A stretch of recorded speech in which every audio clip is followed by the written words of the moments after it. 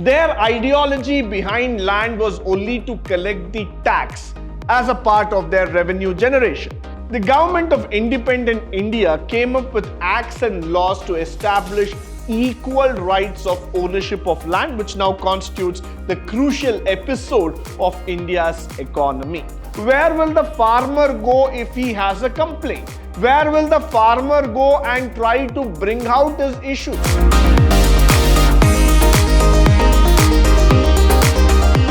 Good morning and welcome to the first session in Chapter 2, Unit 1, first semester BCom, Pre-Reforms of Indian Economy, where we are going to talk about the land reforms in India. Now, the question of land as an asset, as a factor of economic growth has always been a very controversial issue to be spoken about. In India, we consider land as a major asset.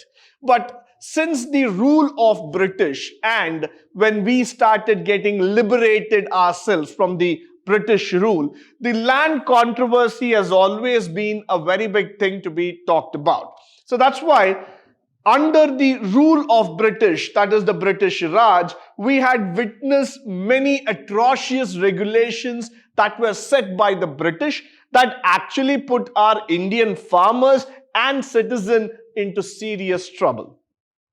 Their ideology behind land was only to collect the tax as a part of their revenue generation. But our farmers had toiled day in and day out in order to make something for them. They had to sacrifice the ownership pattern for many times. They had gone to the extent where they would have seen that significantly many a times, the socio-economic development growth for the backward population was extremely less. So the land reforms in India need to be brought in such a manner that everybody is benefited from this particular act. Now, moving further, the government of independent India came up with acts and laws to establish equal rights of ownership of land, which now constitutes the crucial episode of India's economy. In India, we believe that food, shelter and clothing as per the rule of economics as the topmost priority. When it comes to shelter, as in home and land, this is something which everybody wants to value at its best. Moment India got independent, let's say after 1950, the first thing that we wanted to do is that give the rightful owner his share of land. Many farmers in India still struggle to take their land back and they are under the clutches of the money lenders. They always feel that they have never been given equal importance and chance to revive their life, come up with something new. They have been always burdened with debts which are unparalleled, which cannot be even imagined, and they keep on paying on and on in terms of the interest factors. So what did the government exactly want? The government wanted these farmers to have a better lifestyle. At least they should get the right benefit for the efforts that they have put on the agricultural factor. So that's why in the long run, what we tried to do is that the equal rights and ownership of land became one of the most important factors that we can ever talk about.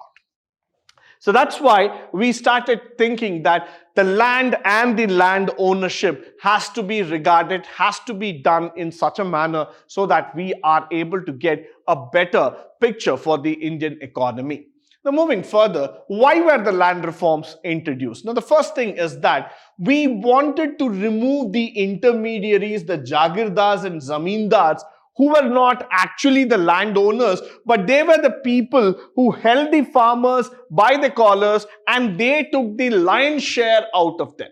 So what we wanted is a direct ownership and not trying to bring in the intermediaries who will disturb the entire system. We wanted a system where everybody gets an equal share, gets an equal life altogether, and they are able to live the way they want to. So we saw that we had to grow in terms of the land reforms. We want the farmers to produce their crop, We want them to get the maximum benefit, the maximum profit, and we didn't want these intermediaries to come and take away their share. The next thing is that because of the exploitation what these farmers suffered, the landowners paid no heed to the agricultural requirements and they were solely concerned about the rent. For a landowner, the money that was generated as a part of the story of rent and taxes was more important rather than the lives of the farmer. So we wanted a reform to come up in this particular sector where the farmer is given importance and not the landowner. Let the farmer become the landowner. Why? Because he is putting in the efforts. Let the farmer get the maximum benefit in terms of growth. Let the farmer get the rights of whatever he has invested, time, money and energy. So that's why we wanted to bring in a reform so that the rightful ownership of land gets into the hands of the farmer. And that is why we see that this reform was considered to be one of the most important reforms that were brought in the Indian economy. Now, moving further, the objectives were very, very clear. The primary objectives is the overall renewal of law structure. Now, this is a big word. Let me just try to explain you. When I say renewal of law structure, that means we are not just going to change the law or we are not going to just rewrite a new order or a decorum. What we are trying to do is that we are trying to bring in structural changes so that agricultural lands in India are brought under control, under a proper system. So whenever you are trying to make modification to an existing system, what we are trying to do is that we are trying to bring in a purposeful meaning to it, objective to it, so that that reform actually comes into effect. Followed by the acts aimed at the equal and uniform distribution of agricultural land. Now, I'm going to take a minute to talk about this word equal and equality. Why? Because in India, the problem is all about the inequality that we keep talking about.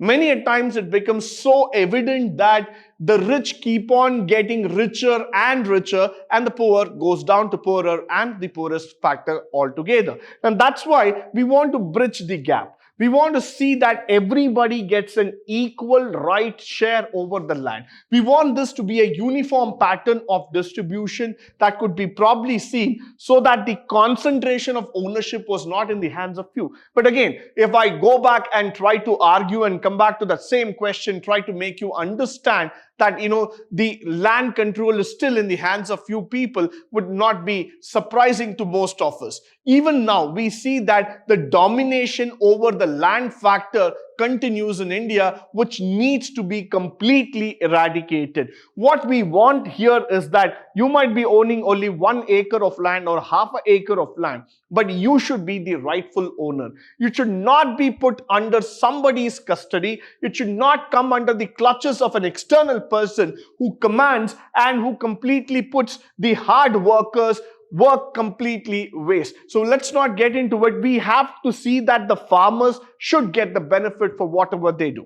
Now, abolition of intermediaries of the medieval land ownership. This is very, very important. Even right now, when you just start searching for a home through your apps, what we have tried to bring in, when you look into apps like 99acres.com or when you start Magic Bricks or you see nobroker.com, the aim of these apps was to reduce and remove the factor called as brokers. They didn't want the intermediaries to be a part of the exercise. You own a house, you want to give that house for rent. It is directly a contact between the owner and the tenant. We don't want intermediaries to come. Similarly, you own a house, you want to buy or you want to sell your house, you want to continue with some exercise on that. It has to directly reach the concerned person and we don't want the brokers to come in between. So the buy and sell or rent or lease has to happen with the direct contacts and not with the intermediaries. The same thing is applicable here. We want the farmers, we want the person to directly own their land, continue doing the agriculture, see and go forward seeing that they're able to take the land to the best level possible. They are able to do their agriculture with all the facilities given by the government, and they should not fall into the clutches of the intermediaries. Now let's try to understand the objectives of land reform. Facilitating optimum agricultural produce with healthy and economic practices. So we want the output to remain maximum, plus the economic value for the land should also be achieved, followed by giving the social and economic justice to the previous violation of the tillers. That means to say that at any given point of time, we should give value and importance to the farmer. Any violation in terms of the land and its value or its output should be avoided, and the farmer should be given benefit. Uniform ownership of land needs to be promoted so that exploitation of tenant would be taken off, and that would also help in reducing the rural poverty. That is mandatory, because you see that the farmer community continues to remain poor because they are still paying rent after rent, and they are not able to make anything valuable at any point of time. So this would not be considered to be an important factor at any given point of time. So this is mandatory for all of us to understand and take it forward. Now, the objectives also go in for increasing the agricultural production and infuse of inequality. That's very the factors that you reduce the inequality and increase a commonality factor. Restructure the agrarian relation. That means we want to go back, we want to increase those factors of good relationship altogether, followed by realizing the age-old goal of the land of the tiller. So the person who's producing, that person should get the maximum benefit. That's what we are trying to arrive here. At any point of time, what happens in India is that we see that the production continues for a long time. But is the farmer getting the actual benefit? No, definitely not. Why? Because even from a pricing perspective, or from a tax, or from a revenue standpoint, what happens here is that the farmer never tries to get what he exactly wants. The farmer only tries to take back the factor saying that yes, today I have made so much, but will I be able to see light at the end of the tunnel? So what we want here is that a social structure that gives equality, that gives importance, a better standard of living, also economic value to the farmer. So that's what we want to see at the end of the day, the landowner getting the maximum factor. Now, the land reform types of pre-independence, why this is important for us to understand is that during the pre-independence type, the farmers did not have ownership. The landlords were the zamindars, and many issues were confronted. That is where now you see the stark difference here. The farmer is not having ownership, somebody is owning it, and because of this there were many issues. But ultimately what we need to understand here is that where will the farmer go if he has a complaint? Where will the farmer go and try to bring out his issues? There was no court and law structure at that point of time for those poor farmers who were not really literate enough to raise their opinion. Today what we are trying to see is that we are trying to build a society where the farmer is given maximum importance, where the farmer is given an option to raise his opinions, tell people clearly these are the issues that we are facing and we need to solve these issues at the earliest so that we are able to understand growth and development. Followed by the post-independence, as we abolished it and now we have removed the zamindari pattern altogether. And today, when you look into this picture, this is exactly what we want to see in the clean and green India. We want the farmer to enjoy his independence at any given point of time. We want the farmer to have a complete control of his assets. We want the farmer to see a better perspectives from an economic standpoint. Now, the regulation of rents, that's what we have been talking about. The indirectly or directly, there has been unimaginably high rents which have been charged by the intermediaries, and that is very important factor to know. Why will the farmer pay rent to somebody who's not even involved in the process of the farming? Somebody claims to be an intermediary, comes in between, claims the rent, and during the British time, believe it or not, the factor was such that the farmers were pushed to the corner. Literally, they were squeezed by taking each and every rupee that they were actually earning. So that is why today also you see that the cycle of poverty has not still come to an end for a farmer. We might have heard about many suicidal cases that have come across in the newspaper saying that the farmer is not able to pay back his debt. The farmer is completely subdued under these factors. The reasons for that is that farmer is not getting the actual benefit out of the land. So somewhere the farmer has to be released. He has to be given the freedom to come out and own the land so that he is able to earn the best revenue possible. Now, the tenancy reform that also we brought in, where we provided maximum security, confirming the ownership to the tenants. In pre-independence, the rent which was paid was from 35 to 75% gross throughout the country. Primary attempt was to regulate the rents and give some security to the tenants or the outlaw tenancy together. What we wanted is that somewhere give some sort of security, belief to the people, saying that they need to get the maximum benefit. The tenancy reform, which means to say that how to renovate, what are the agreements, what are the factors under which this has been given out on tenant, on rent and basis, has to be understood, has to be regulated in the best way possible, and then only we will be able to see a betterment and improvement in the life standards of the farmers. Now, the ceilings of the land holding, that was of course given, where the maximum ceiling was given, in which no farm or household, the farmer can hold any other land. So we had kept a proper limit so that the government said beyond which a farmer cannot hold lands. And similarly, in the year 1961 and 62, the government of all states passed the Land Ceiling Act in order to bring in